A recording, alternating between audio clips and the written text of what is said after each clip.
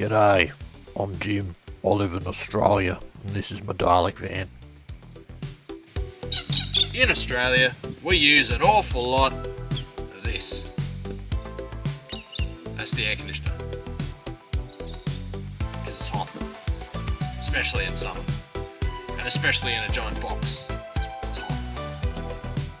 Anyway, this part we want to keep nice and cool because we're going to be sitting in here while we drive 400 kilometres to another city to spend Christmas. Do we want to cool that bit? But not this bit. We don't want to air condition this bit. I know it's still a mess. It'll get cleaned out later, but this bit we couldn't give a dead dingo's donger about. And that's the thing Australian people say.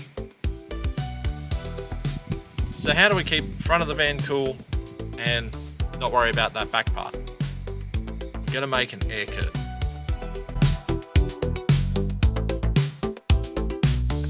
So in the words of Wheelie Yellow, let's go. I'm going to use this tablecloth that I bought at my local hardware store. I'll fix it to the cargo barrier with grommets and zip ties. Here's my kit from same hardware store. The kit includes cutting tube, hole opener thing, and grommet anvil-y bit. You'll also need a trusty block o' wood. Thank you, Jim. And a persuader. Every tool's a hammer. In this case, use a hammer. I first measured in 3 centimeters or 30 millimeters from the corner. For viewers in the Northern Hemisphere, that's 30 darn liberal snowflake latte sipping units. I placed the tube cutting whatchamacallit over the latte sipper marks and attempted some persuasion with unreasonable force to cut through the plastic. It turned out that I was a little too reasonable and needed help, so I had another go and tried to be more forceful, and then that didn't work, and then, oh my god, I can't believe I'm going to say this, I had to finger the hole to make the hole bigger with my... Anyway, you get the idea, just watch and you'll see. It's cringeworthy. The kit came with no instructions, and my poor little metric brain had to figure out, okay, I just watched a YouTube video to find out how it works, and then I just copied what they did. So here it is. I put the little grommet thing over the anvil thing, and then I had to put the ring. Now you put the ring with the little flat part facing out. That took a few goes, and then you sort of push that through the hole. Yeah, there we go, Jim, you're working it out, you're getting there, well done, son.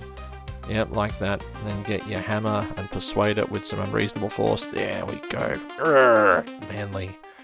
And then it was done, and it worked. And now I just did that a bunch more times. But I had to do all the measuring and marking and stuff as well, so fast forward. If I've still got you and you haven't subscribed yet, I'd love you to take some time to do that now. I mean, you're not going to miss anything, you've just seen me do it in detail, so please press that subscribe button and click the little bell for the notification. And I'm nearly at 1,000 subscribers, so you could be number 1,000, and that would mean I'd love you even more. So hopefully for more content like this, where I don't really take myself too seriously and I learn and make mistakes in front of you, if you like that, please consider subscribing. Thanks. As a matador, I probably make a very good teacher. As we're using zip ties, specialist tools are required to help with the cutting of the ends of the zip ties. Now I'm going to attach it to this cargo barrier with said zip ties. I'll say the installation went fairly smoothly with minimal swearing, but yeah, enjoy. And then we'll have some zip tie ASMR at the end.